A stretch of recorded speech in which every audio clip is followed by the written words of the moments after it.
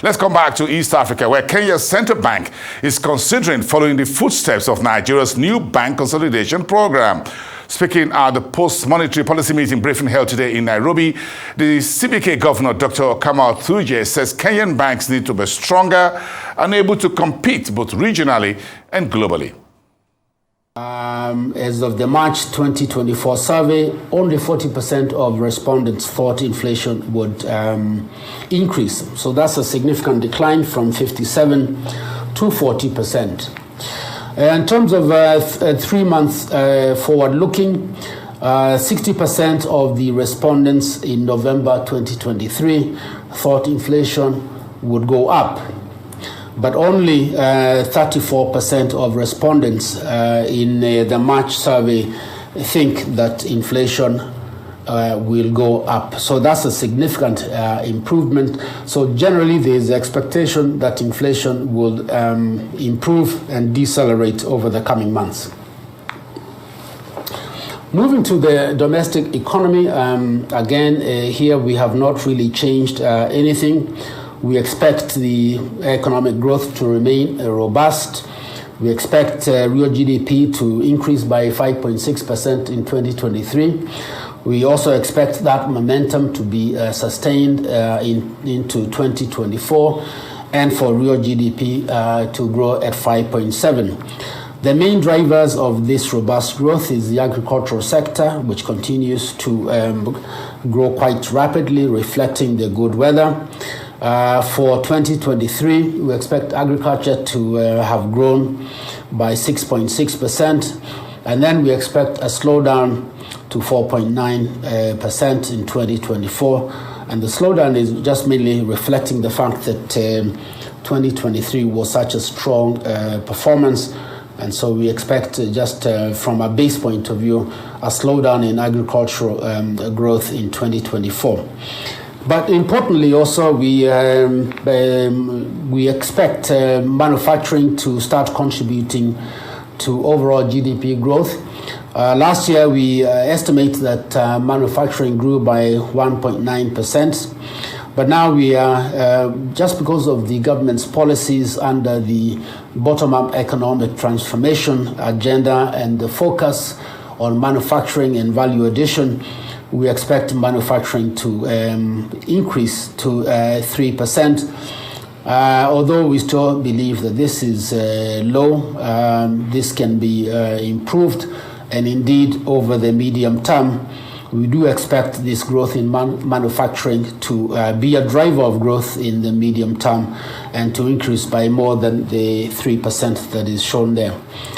Equally important is the resilience of the services sector, which is estimated to have grown by 6.6% in 2023, and we expect that momentum to be sustained at 6.6% in this current year of 2024.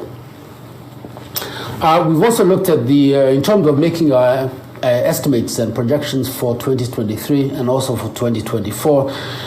There was one quarter which we don't have data for 2023, and we did look at the composite index of economic indicators, which are leading economic indicators, and we estimate that the fourth quarter of 2023 real GDP will grow by 5.8%.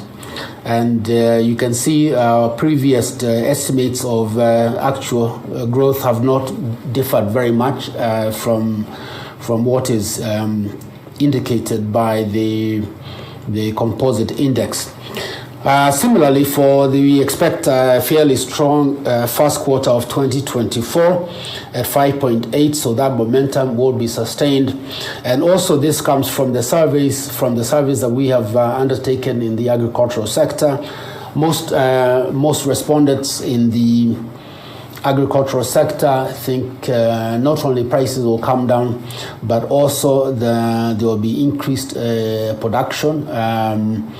We also took surveys from CEOs and also from banks and non-banks, and all of them, there was a positive attitude and positive belief that going forward, the economy will even do better than 2023.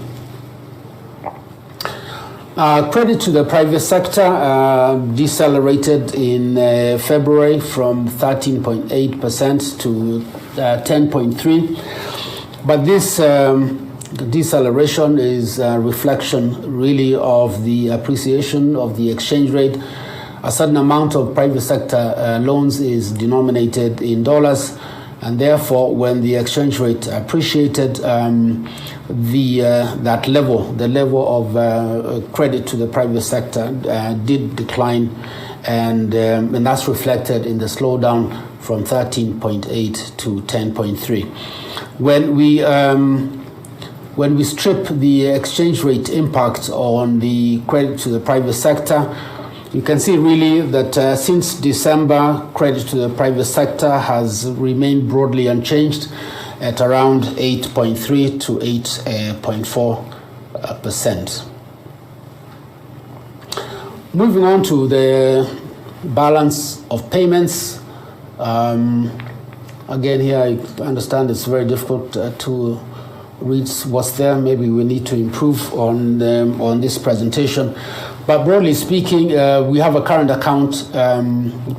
We have a widening of the current account deficit from about $4 billion to $4.8 billion.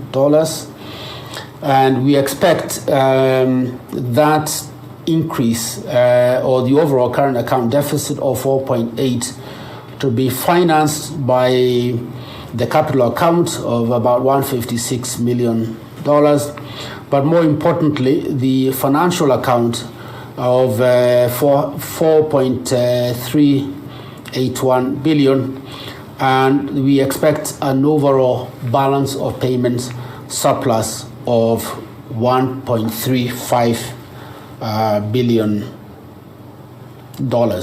And this is the first time really that we are having a surplus since the small surplus we had in 2021.